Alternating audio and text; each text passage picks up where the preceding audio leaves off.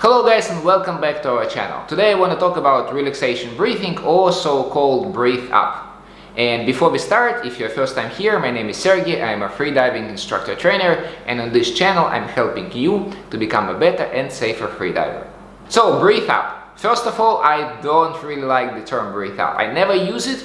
I don't remember, like maybe occasionally I use it, but most of the time I don't. So what I'm saying is relaxation breathing. And I think relaxation breathing is much more correct term, because I think, in my opinion, this is what you're supposed to do before you breath hold. Before you breath hold, you're supposed to do relaxation breathing, because your goal is to become relaxed, both like relax your muscles, relax your posture, and relax your mind. Don't worry about future or the past, just be relaxed. This is why relaxation breathing, in my opinion, is a little bit more correct term. So how I do relaxation breathing? If you watch my video a few weeks ago about meditation practice, this is exactly how I do my relaxation breathing. So I do my relaxation breathing the same way how I breathe while I do my meditation practice. So what I'm doing, let's say before my dynamic maximum attempt, I'm standing next to the wall, I already have my goggles on, I don't have my nose clipped, my eyes closed, and then I try to focus on the present moment. First of all, I try to scan my body, try to find if I have any tension in my body, release this tension, becoming loose, nice, relaxed. The second, I try to evaluate what kind of mental condition I have at this moment. Am I nervous? Am I excited? Am I afraid? Am I angry? Whatever. So I try to understand in what condition I am at this present moment. And then the next step, I try to let go of this condition. Because again, for example, if I'm nervous, because it is my maximum performance, it's my new PB, then I'm kind of living in the future. And I don't want to live in the future, I want to be in this present moment. So this is why I try to let it go, this feeling that I'm like nervous about the future, and just try to focus what I have now. And now, let's say if I, again, standing in the pool, I have only my breathing. So I'm observing maybe some sounds, I'm observing the lights on my face, like sunlight on my face, and observing how I'm breathing. So I'm breathing nice, slowly, and relaxed. So this is my version of breathing.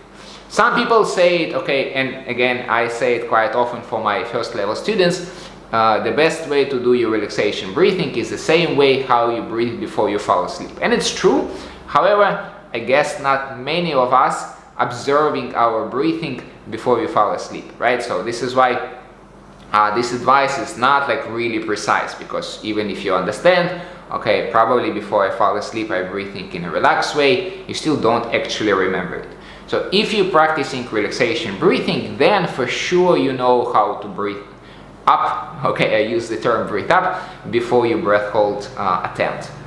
If you don't use a meditation breathing, then maybe this analogy to breathing before you sleep can work, because again, it's kind of the same. You don't worry about anything, you try to be completely relaxed, you try to focus on your breathing or on anything else, maybe on a sound, maybe on the sunlight on your face, doesn't matter. You're breathing in a natural way. Remember, you're breathing normally controlled by your brain according to your metabolic activity.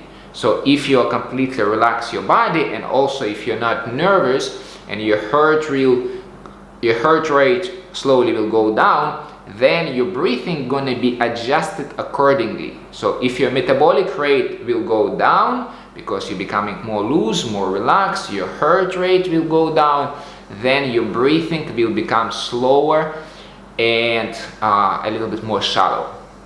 So this is my way how to do relaxation breathing. This is what I'm teaching on all of my courses, on the first level, second and third one.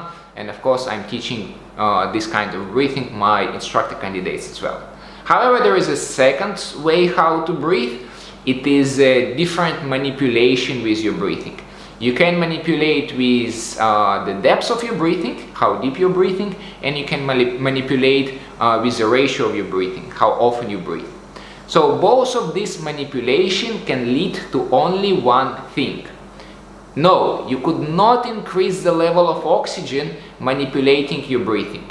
Because if you are like no normal healthy individual, then your body is already oxygenated to its maximum. So if you start breathing deeper, or if you start breathing more often, or if you start doing like slow exhale, your body will not have extra oxygen. Guys, just forget about this. Okay, I don't want to even discuss it. It's not gonna happen. It's physiology. But what can happen is the CO2 level in your body will slowly going down. And remember, if your CO2 level is going down, then this is a form of hyperventilation.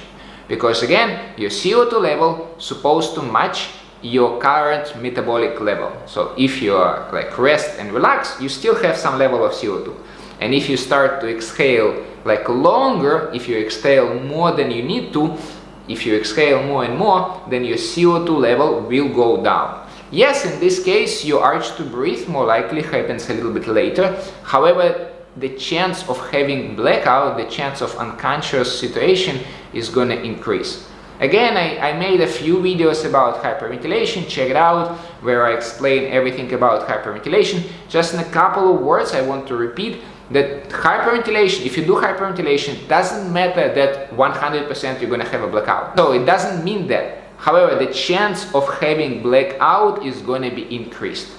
And now I want to address, again, I did it in the past, but I want to repeat one more time in this video, that yes, elite static freedivers, the freedivers with many years of experience, especially in a static apnea, yes, they do different version of hyperventilation. Yes, they do it. And maybe, again, it's not like super like concrete fact, but maybe this is the only one way how to hold your breath for crazy numbers like 9 minutes, 10 minutes, or like 11 minutes. So probably for these numbers, you require to do hyperventilation. However, if you're not elite freedivers in a static, then just forget about hyperventilation. Don't manipulate with your breathing. Okay, if with like manipulation you can hold your breath for 10-20 seconds longer, like it doesn't matter. But remember, you're increasing the chance of having hypoxic event. You're increasing the chance of having blackout. And again, it's not a surprise that usually people who have some manipulation with their breathing before their maximum attempt with a static, they have a history in LMC and blackout, like some of them or both. Because even small hyperventilation is going to increase your chance to have a hypoxic state during your maximum static attempt. So this is why, in my opinion, it's just not worth it. If you're a beginner / intermediate freediver, if you're holding your breath, let's say less than 5 minutes, if you're practicing freediving less than a year, just forget about different manipulation with your breathing.